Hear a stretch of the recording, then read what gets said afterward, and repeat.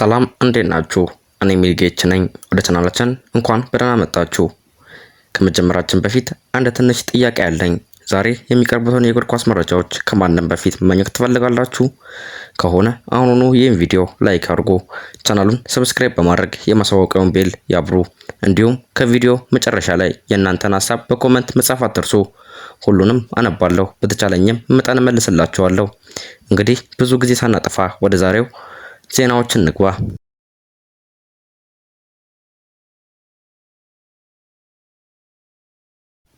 አርሰናል ቪኒሲየስ ጁኒየርን ለማስፈረም የክለቡን ታሪካዊ ደሞዝ ሊሰጥ ተዘጋጅቷል ተብሏል።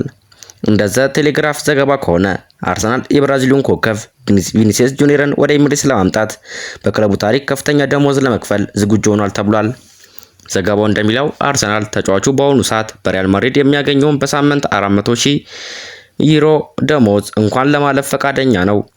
ይህም ቢፈጸም ቪኒሲየስ በአርሰናል ታሪክ ከፍተኛ ተከፋይ ተጫዋች ይሆናል። ይህ ወሬ በእግር ኳስ ዓለም ብዙ መነጋገሪያ ሆኗል። ምክንያቱም ቪኒሲየስ ጁኒየር በዓለም ላይ ካሉ ምርጥ ክንፍ ተጫዋቾች መካከል አንዱ ሲሆን ሪያል ማድሪድም እንደ ዋና ፕሮጀክቱ የሚያዩ ተጫዋች ነው። በሌላ በኩል ሚኬል አርቴታ ቡድኑን ወደ ሌላ ደረጃ ለማሸጋገር በዓለም ደረጃ ትልቅ ተጫዋቾችን ለማምጣት እየፈለገ መሆኑ ይናገራል። ቪኒሲየስ ደግሞ በፍጥነቱ፣ በአንድ ለአንድ ብቃቱ፣ በጎልና በአሲስት አስተዋጽኦ የማንኛውንም ቡድን ጥንካሬ ሊያጸድቅ የሚችል ተጫዋች ነው። ነገር ግን ይህ ዝውውር በቀላሉ የሚፈጸም አይመስልም። ሪያል ማድሪድ ኮከቡን ለመሸጥ ፍላጎት እንዳላሳየ ይነገራል እና ተጫዋቹም አሁን በማድሪድ ላይ ያለው ውል አሁንም ጠንካራ ነው። ስለዚህ አርሰናል ይህን ዝውውር ለማጠናቀቅ ከፍተኛ የዝውውር ክፍያና ትልቅ ደሞዝ ማቅረብ ሊኖርበት ይችላል። እስካሁን ድረስ ግን ከሁለቱም ክለቦች ወይም ከተጫዋቹ ወገን ይፋዊ ማረጋገጫ አልተሰጠም። ስለዚህ ይህንን ዜና እንደ ጠንካራ የዝውውር ወሬ መውሰድ ይገባል እና ቀጣዮቹ ቀናት የዚህን ጉዳይ እውነተኛ አቅጣጫ ያሳያሉ። እናንተስ ምን ትላላችሁ? አርሰናል ቪኒሲየስ ጁኒየርን ማስፈረም ይችላል ወይስ የዝውውር ወሬ ብቻ ሆኖ ይቀራል? አስተያየታችሁን በኮሜንት አካፍሉን። ቀጣዩ ዋና ዜናችን ደግሞ የአርሰናል የመሃል ሜዳ ማጠናከሪያውን የሚመለከት ነው። እንደ ጋዜጠኛው ቤን ጃኮብስ ዘገባ ከሆነ አርሰናል ከሰኞ ጀምሮ ለኒውካስትል ዩናይትድ ካፒቴን ብሩኖ ጉማሬስ የሚያደርገውን ድርድር የበለጠ ሊያፋጥን ይጠበቃል። የሁለቱ ክለቦች ፍላጎት እየጨመረ ሲሄድ ይህ ጉዳይ በቀጣዮቹ ቀናት የዝውውር ገበያው ትልቁ ዜና ሊሆን ይችላል። ዘገባዎች እንደሚጠቁሙት አርሰናል ከዚህ ቀደም በመካከለኛ አካላት በኩል ጥያቄዎችን አቅርቦ ነበር። አሁን ግን ፍላጎቱን ወደ ቀጥተኛ ድርድር ለማሸጋገር የተዘጋጀ እንደሆነ ተነግሯል። ክለቡም ከቀደመው የዋና ሀሳብ በላይ ለመሄድ ዝግጁ መሆኑ ተዘግቧል። ብሩኖ ጉማሬስ በፕሪሚየር ሊግ ውስጥ ካሉ ምርጥ የመሃል ሜዳ ተጫዋቾች መካከል አንዱ ሲሆን ኳስን የማሰራጨት ብቃቱ፣ ጠንካራ የመከላከል አቅሙ፣ ጨዋታን የመቆጣጠር ችሎታውና የአመራር ባህሪው አርሰናል በጣም የሚፈልጉ አይነት ተጫዋች እንዲሆን አድርጎታል። ሚኬል አርቴታ በቀጣዩ የውድድር ዘመን ቡድኑ በፕሪሚየር ሊግም ሆነ በአውሮፓ ውድድሮች የበለጠ ተወዳዳሪ እንዲሆን በመሃል ሜዳ ጥራትና ልምድ ያለውን ተጫዋች ለማምጣት እንደሚፈልግ ይታመናል።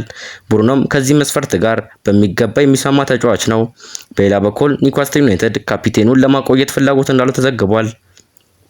የቡድኑ አሰልጣኝ ኤዲ ሃውም ብሩኖ ለክለቡ በጣም አስፈላጊ ተጫዋች መሆኑን ገልጾ የወደፊቱ ሁኔታ ግን እስካሁን ግልጽ እንዳልሆነ ተነግሯል። ስለዚህ የዝውውር በቀላሉ የሚጠናቀቅ አይመስልም። አርሰናል ከፍተኛ የዝውውር ክፍያ ሊያቀርብ ይኖርበታል። ኒውካስትልም ካፒቴኑን ለመሸጥ ቀላል ውሳኔ አይወስንም። ነገር ግን ድርድሩ በቀጣዮቹ ቀናት እየተፋጠነ የሚሄድ ከሆነ ይህ በዚህ ክረምት ከሚከናወኑ ትልቅ ዝውውሮች አንዱ ሊሆን ይችላል። እናንተስ ምን ትላላችሁ? ብሩኖ ጉማሬዝ ወደ አርሰናል መምጣት ለቡድኑ ትክክለኛ ውሳኔ ነው ወይስ አርሰናል ሌላ የመሃል ሜዳ ተጫዋች ማስፈረም አለበት? አስተያየታችሁን በኮሜንት አካፍሉ። በቀጣይ ዋና ዜናችን ደግሞ ከአርሰናልና ከአትሌቲኮ ማድሪድ ኮከብ ጁሊያን አልቫሬስ ጋር የተያያዘ ነው። እንደ ቲም ቶልክ ዘገባ ከሆነ አርሰናል አልቫሬስ ከአትሌቲኮ ማድሪድ ለመልቀቅ ፍላጎቱን እንደሚገልጽ የጠበቀ ነው። ተጫዋቹ መልቀቅ እንደሚፈልግ ከገለጸ በኋላ አርሰናል ወዲያውኑ ዝውውሩን ለማስጀመር ዝግጁ መሆኑ ተነግሯል። ዘገባው እንደሚለው አርሰናል ከተጫዋቹ ጋር የግል ስምምነት መድረስም ሆነ ከአትሌቲኮ ማድሪድ ጋር በዝውውር ክፍያ መስማማት ትልቅ እንቅፋት እንደማይሆን ይገመታል። ይህም ክለቡ ተጫዋቹን በጣም እንደሚፈልጉ ያሳያል።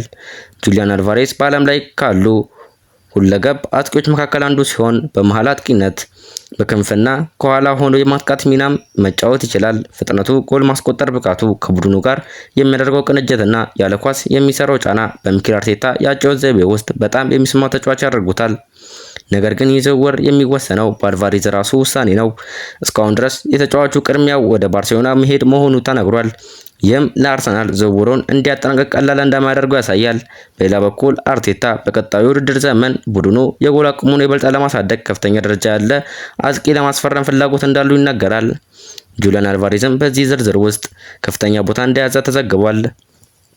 ሆኖም እስካሁን ድረስ ከአርሰናልም ሆነ ከአትሌቲኮ ማድሪድ ወይም ከተጫዋቹ ወገን ይፋዊ መግለጫ አልተሰጠም።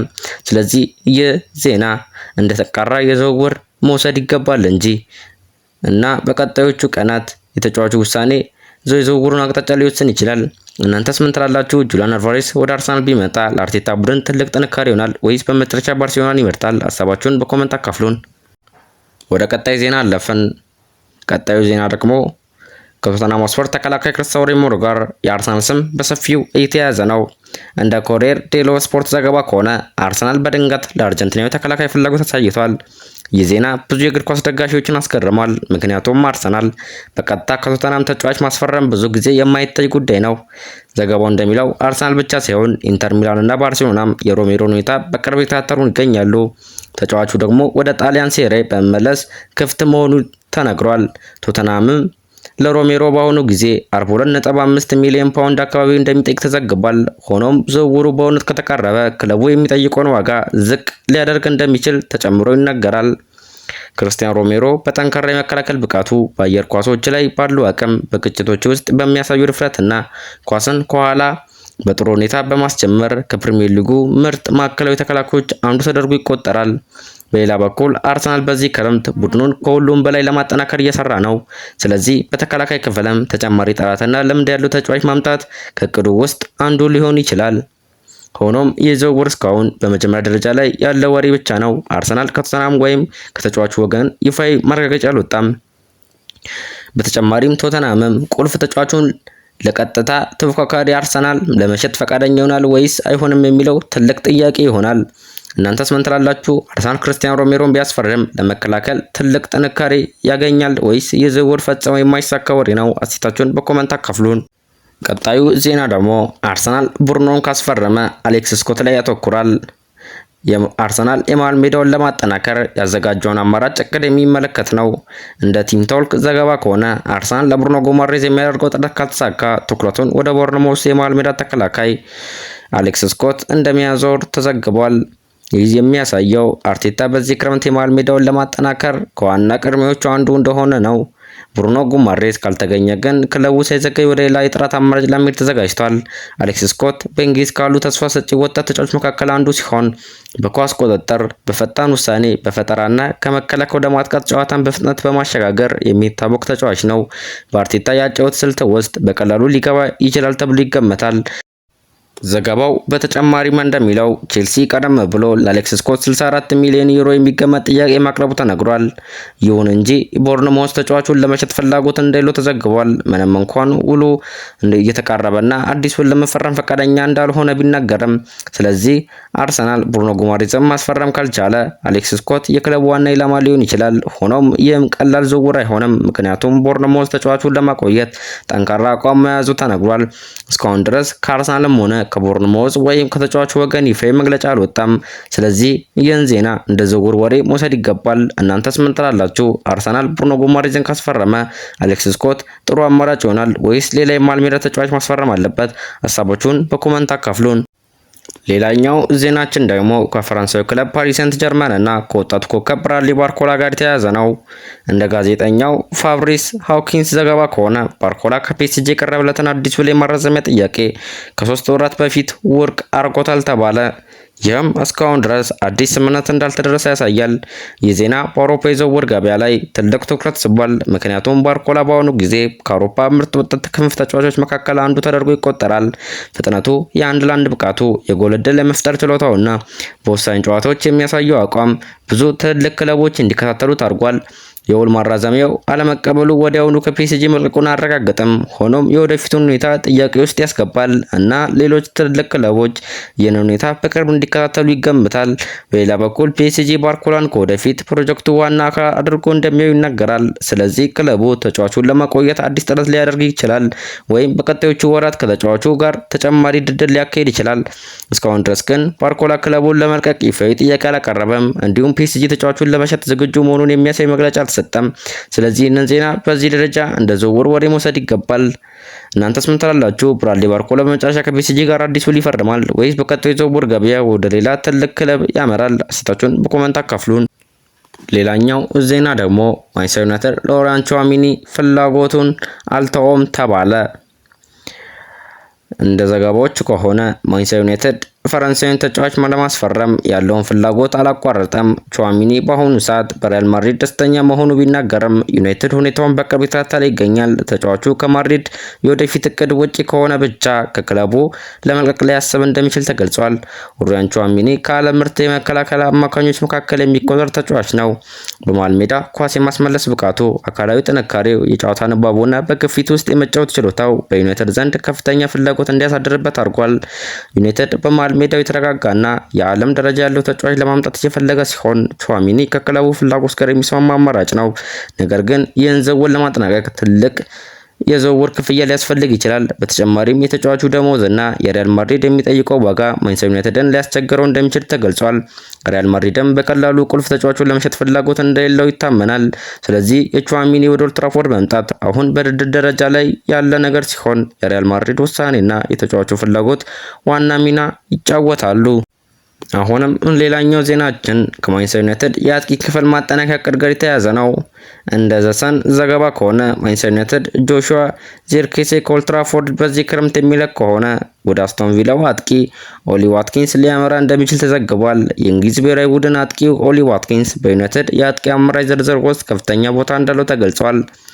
ክለቡም በመሃል አጥቂ ቦታ ላይ የበለጠ የማጥቃት ኃይል ለማምጣት እየፈለገ ይገኛል። ዋትኪንስ በፕሪሚየር ሊግ የተረጋገጠ አጥቂ ሲሆን ፍጥነቱ፣ ከኳስ ውጪ የሚሰራው ጫና፣ የጎል ማስቆጠር ችሎታውና ከቡድኑ ጓደኞቹ ጋር የመጫወት ብቃቱ ብዙ ክለቦች እንዲፈልጉት አድርጓል።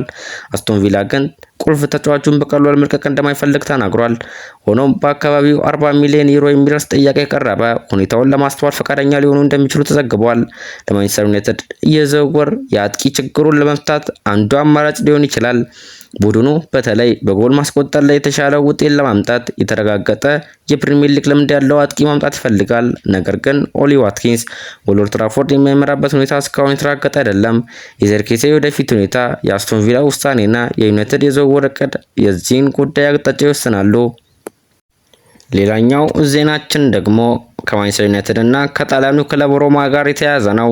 እንደ ጋዜጣ ዴሎ ስፖርት ዘገባ ከሆነ ማንቸስተር ዩናይትድ እና ሮማ በማርከስ ራሽፎርድ እና በማኑ ኮኔ መካከል የተጫዋቾች ልውውጥ ሊያደርጉ የሚችሉበትን አማራጭ እየመረመሩ እንደሆነ ተዘግቧል። ማርከስ ራሽፎርድ ባለፉት ወቅቶች የማንቸስተር ዩናይትድ ዋና ኮከቦች መካከል አንዱ ነበር።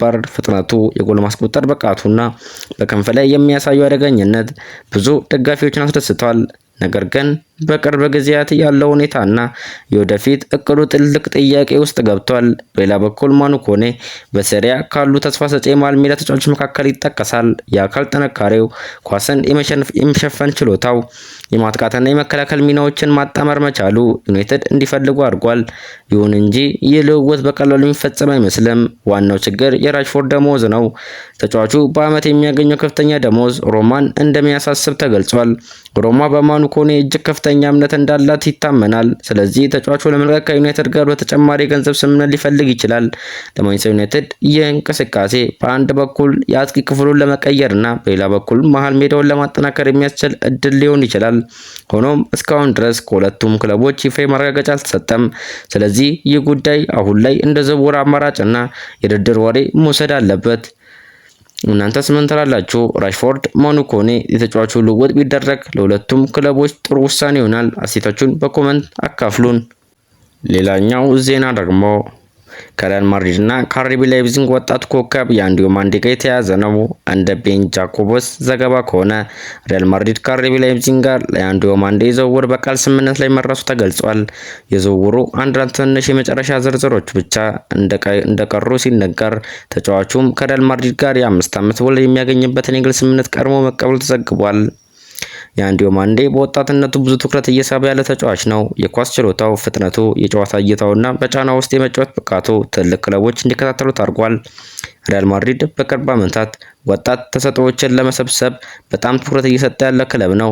እንደ ቪኒሲየስ ጁኒየር፣ ሮድሪጎ እና ጁድ ቤሊንጋም ያሉ ወጣት ኮከቦችን በማምጣት የወደፊት ቡድን ለመገንባት ሲሰራ ቆይቷል። የዲዮማንዴ መምጣትም የክለቡ የወደፊት እቅድ አካል ሊሆን ይችላል። ሪያል ማድሪድ ተጫዋቹን ቀድሞ በማስፈረም ከሌሎች ትልቅ ክለቦች ውድድር ለመራቅ እየሰራ መሆኑ ይታመናል። ሆኖም እስካሁን ድረስ ዝውውሩ በይፋ አልተጠናቀቀም። የመጨረሻ ዝርዝሮች ከተጠናቀቁ በኋላ ክለቦቹ ይፋ ማረጋገጫ ሊሰጡ ይችላሉ። ሌላኛው ዜና ደግሞ ከአርሰናልና ከቤኔፊካ ወጣት ኮከብ አንድሪያስ ሲጀልድሩፕ ጋር የተያያዘ ነው። እንደ ኤክሪም ኮኑር ዘገባ ከሆነ አርሰናል የኖርዌይ ክንፍ ተጫዋቹን በዚህ ክለብ ለማስፈረም ፍላጎት እንዳሳየ ተገልጿል። አርሰናል ብቻ ሳይሆን ቶተንሃም ሆትስፐርስ እና የጣሊያኑ ክለብ ሮማም ተጫዋቹን የተከታተሉት እንደሆነ ተዘግቧል። ይህም ሲጀልድራፕ በአውሮፓ ትልቅ ክለቦች ዘንድ ያለውን ትኩረት ያሳያል። አንድሪያስ ሲጀልድራፕ በቤኔፊካ የሚጫወት ወጣትና ተስፋ ሰጪ ክንፍ ተጫዋች ነው። በኳስ ቁጥጥር፣ በፈጠራ ችሎታ፣ በአንድ ለአንድ ግጥሚያዎችን እና የመጨረሻ ውሳኔ ላይ ያለው ብቃት ብዙዎችን እንዲያስደንቅ አድርጓል። የቤኔፊካ ክለብ ግን ወጣቱን ተጫዋች ለመሸጥ በቀላሉ ፈቃደኛ እንደሆነ ተነግሯል። ክለቡ ለሲጀልድራፕ የ100 ሚሊዮን ዩሮ የውል መልቀቂያ ዋጋ እንዳስቀመጠለት ተዘግቧል። ይህ ዋጋ ዝውውሩን ከባድ ሊያደርገው ቢችልም አርሰናል ወጣትን የወደፊት ኮከብ የሚሆኑ ተጫዋቾችን ለማምጣት ያለው ፖሊሲ ከሲጀልድሩፕ ጋር ይጣጣማል። ሚኬል አርቴታ በአርሰናል ውስጥ ወጣት ተጫዋቾችን በማሳደግ የሚታወቅ አሰልጣኝ ሲሆን እንደ ሲጀልድሩፕ ያለ ተጫዋች በጨዋታ ውስጥ ተጨማሪ ፈጠራ ኃይል ሊጨምር ይችላል። ሆኖም እስካሁን ድረስ ከአርሰናልም ሆነ ከቤኔፊካ ይፋ ማረጋገጫ አልተሰጠም። ስለዚህ ይህ ዜና አሁን ላይ እንደ ዝውውር ወሬ መወሰድ አለበት። ቀጣዩ ዜናችን ደግሞ አርሰናል ለወደፊቱን ቡድኑን ለማጠናከር እየሰራበት ያለውን ፕሮጀክት የሚያሳይ ነው። እንደ ዘገባዎች ከሆነ አርሰናል ከካርዲፍ ሲቲ 16 ዓመቱን ባለተሰጥኦ ያለውን ተጫዋች አክሰል ዶንችውን ለማስፈረም ስምምነት አድርጓል። ሄርዊጎ የሚለው የዝውውር ማረጋገጫም ተጫዋቹ ወደ አርሰናል እንደሚያመራ ያመለክታል። ይህ ወጣት ተጫዋች በካርዲፍ ሲቲ ታሪክ ውስጥ ልዩ ቦታ ያለው ነው። በ2025 የኢኤፍኤል ትሮፊ ውድድር ላይ የክለቡ የመጨረሻ ወጣት ተጫዋች ሆኖ ታሪክ መስራቱ ተገልጿል። አክሰል ዶንቸው ገና በ16 ዓመቱ የከፍተኛ ደረጃ ልምድ ማግኘት በመጀመሩ ትልቅ የተስፋ ምልክት ነው። አርሰናልም ወጣት ተሰጥኦዎችን ቀድሞ በማግኘት የወደፊት ቡድን ለመገንባት ያለውን እቅድ እያሳየ ነው። በቅርብ ዓመታት አርሰናል ከአካዳሚና ከወጣት ተጫዋቾች ጋር በጣም እየሰራ ያለ ክለብ ነው። እንደ ቡካዮ ሳካ ያሉ ተጫዋቾች በመውጣትም ክለቡ ለወጣቶች የሚሰጠውን ትኩረት ያሳያል። ዶንቻዋን አሁን ወደ አርሰናል ቢመጣም በቀጥታ የመጀመሪያ ቡድን ውስጥ የሚጫወት አይሆንም። በአካዳሚ ውስጥ እድገቱን እየቀጠለ በቀጣይ ዓመታት ለከፍተኛ ደረጃ እንዲዘጋጅ ይጠበቃል። ስለዚህ ዝውውር አሁን ውጤት ለማግኘት ሳይሆን የአርሰናል የወደፊት ፕሮጀክት አካል ነው። እነዚህ ነበሩ የዛሬዎቹ ዋና ዋና የዝውውር ዜናዎች።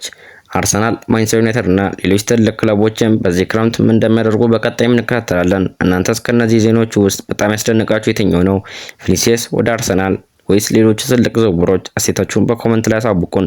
እንደዚህ ያሉ ፈጣንና አስተማማኝ የእግር ኳስ ዜናዎችን ለማግኘት ቻናሉን ሰብስክራይብ ማድረግ እና ይህን ቪዲዮ ላይክ ማድረግ አትርሱ። እኔ ሚሊጌች ነኝ። በሌላ አዲስ የዝውውር ዜና እንገናኛለን። እስከዚያው ድረስ ደህና ሁኑ።